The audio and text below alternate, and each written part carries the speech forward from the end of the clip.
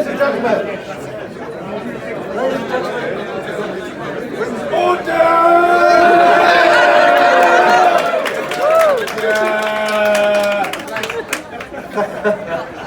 Thank you very much, Mr. Speaker. Ladies and gentlemen, it's a great pleasure. If you've run out of order, the Speaker will bring you to order, the former Speaker. It's a pleasure to introduce you to John Bercow, Speaker of the House of Commons for a decade, a tumultuous decade, and a particularly tumultuous few months. I'm George Parker, I'm the political editor of the Financial Times. Hope you've had a great day here today. It's a real privilege to have John Bercow to close the proceedings as you enjoy a glass of wine. John, as you know, is someone whose catchphrase "Order, Order" now appears on ringtones in France of phones. He apparently, German business leaders open meetings by saying "Order, Order," and you've boosted the ratings of the BBC Parliament channel to such an extent it was the shine out star of the BBC annual report. So I'd just like to say we are balanced on these chairs or stools, not quite the chair you're familiar with, but can I ask you a question first of all about your role as Speaker, and in particular the way you performed it, especially in the last few years. You became an international celebrity. Is it right that you as the Speaker should have become such a publicly known figure? It's certainly not wrong. It's a matter for colleagues to decide. It's not right for the Speaker to try to determine the outcome of a debate. Indeed, not only is not that the right thing to do, it would be very much the wrong thing to do. My role as Speaker, George, was to facilitate the House to do what the House wanted to do. So now and again, for example, just to bring it into sharp focus, somebody would say to me, "John, did you try to stop Brexit?"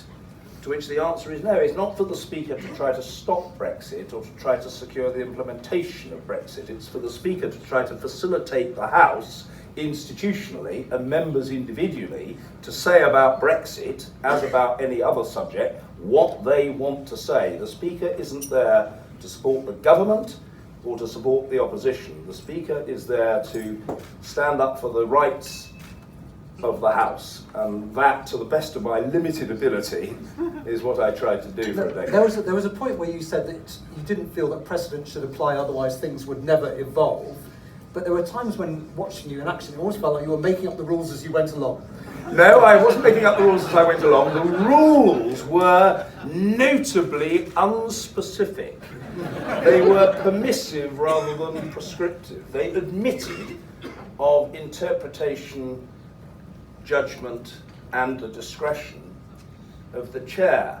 So if people feel in retrospect, and I think some do and some don't, that the rules were either opaque, unspecific, or insufficiently prescriptive, well, that's a judgment for the House. The corollary of that would be, well, the House can change the rules if the House wants to change the rules. Why can the House change the rules? Because the rules are the property of the House, not of the government and not of the opposition, but of the House. No, within the rules, I made a judgment about what I thought the House wanted. And I remember once selecting controversially an amendment much earlier this year to a government motion, to the very considerable consternation, nay, the fury of the government. And I remember the government chief whip saying to me, "You will not dictate what happens in this place." And as he said that, he banged the wooden table by my chair. And I said, "Julian, two things. First of all, don't bang the table. It is discourteous and it is a threat to the wood. And secondly, I am not seeking to dictate what happens in this place. I am seeking to facilitate the House. If you don't like the amendment I've selected, then my advice to you, my dear chap, is to encourage your colleagues to vote against it. It's not my job to protect you from the parliamentary arithmetic. This is a perfectly orderly amendment tabled by a former Attorney General, Dominic Grieve. So if you don't like it, vote against it. The Speaker's job was simply to have antennae, colleagues, attuned to the House. That was my job, not to force one conclusion or another conclusion. I voted in my 10 years only once, and that was when there was a tie. And actually on that occasion, you won't have noticed the government complaining, because I actually voted because that was the proper thing to do in that case. with the government, because there was an opposition amendment which didn't have a majority, wasn't for the Speaker to create a majority in that situation, so I voted against the opposition amendment. The truth is, ladies and gentlemen, when people get the outcome they want, they bank it quietly in the best traditions of banking. When they get the outcome they don't want, a bit like in a local parish with a planning application, they always blame the process, the planning committee chair, or in Parliament, the Speaker. Well, they're entitled to complain, but they very often suffer from the notable disadvantage of being wrong. Okay, well, the criticism that was made of you, of course, was that when you interpreted the rules, it seemed to benefit only one side. That was the criticism of you, that it seemed to be benefiting the people who were trying to stop a hard Brexit or a no-deal Brexit. And you probably didn't help things by admitting that you'd voted Remain in 2016. Was that a wise thing to do? It may have been unhelpful so far as my own standing was concerned. At the time, I must admit, I didn't regard it as a great revelation. But in a sense, I suppose what I'd say to you is this. When one of my colleagues, I think it was John Whittingdale, said, well, it came as a very considerable surprise to him to learn that I had voted to Remain.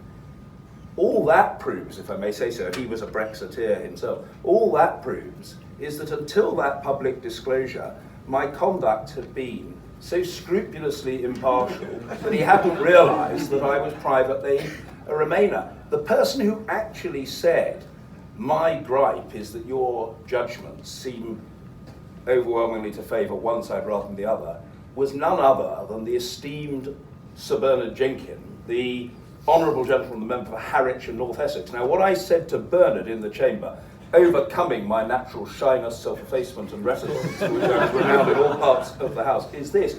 When the honourable gentleman was getting his urgent question applications to the Speaker, granted by the Speaker, I don't recall the honourable gentleman griping and grumbling and complaining. He wasn't a moaning Minnie then.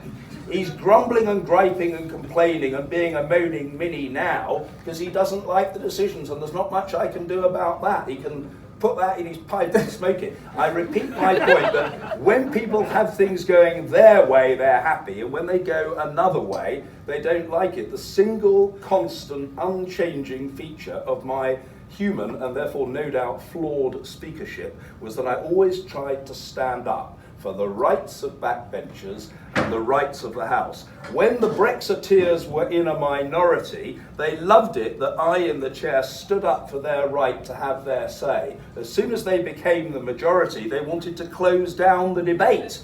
And they didn't like having this awkward, cussed chair who allowed other people to have their say. Well, I'm afraid that's tough. It's hard cheese. They can like it or lump it. Now, and one of these days, my good friends at the FT Banking Summit, I'll tell you what I really think. At the next banking summit. Now, you might have noticed there's a general election going on. I know you're missing knocking on doors in Buckingham in the rain in November, or December now. I'm bearing the pain with such stoicism and fortitude as I can muster. And now, can I ask you about the Prime Minister? Do you think he is someone who has respect for Parliament and parliamentary...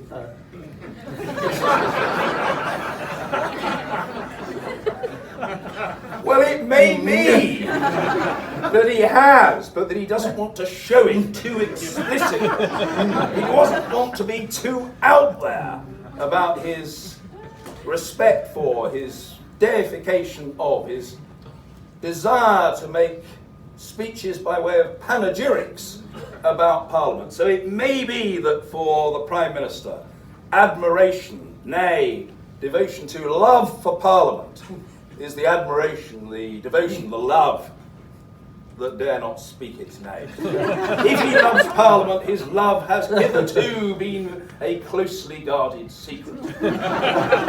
If he wins the election, there's a section in the Conservative Party manifesto which talks about the need to talk about the balance between the courts and Parliament and so on. Are you worried about what could happen if Boris Johnson wins a big majority in terms of Parliament and the courts and all the rest of it, the balance in the Constitution?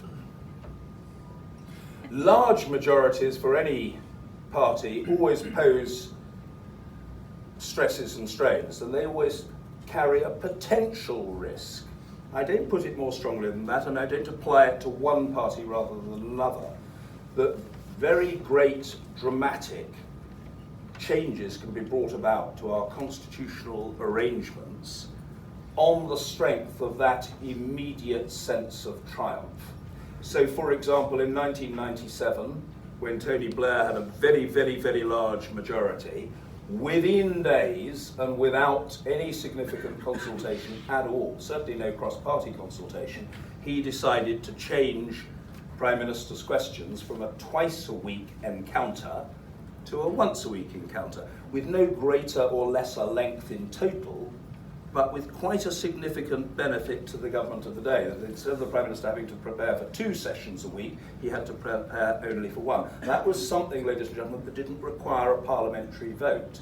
If any government with a big majority, and I'm not saying there will be a big majority after next Thursday, but if any government with a big majority makes changes that don't require a parliamentary vote and can be done as matters of executive judgment, that is to say, governmental imposition, then they should consider them extremely carefully. They should use their power with a sense of respect and responsibility. If it requires a vote, obviously that means there is at least the litmus test of whether the House supports it. But even then, I would say, I think new constitutional innovations are better if they have support from across the House than if they are simply the imposition by one party, which happens to have what in the overall wingspan of history will be a temporary majority. Now, one of the main campaign messages of Boris Johnson has been that the last Parliament was characterised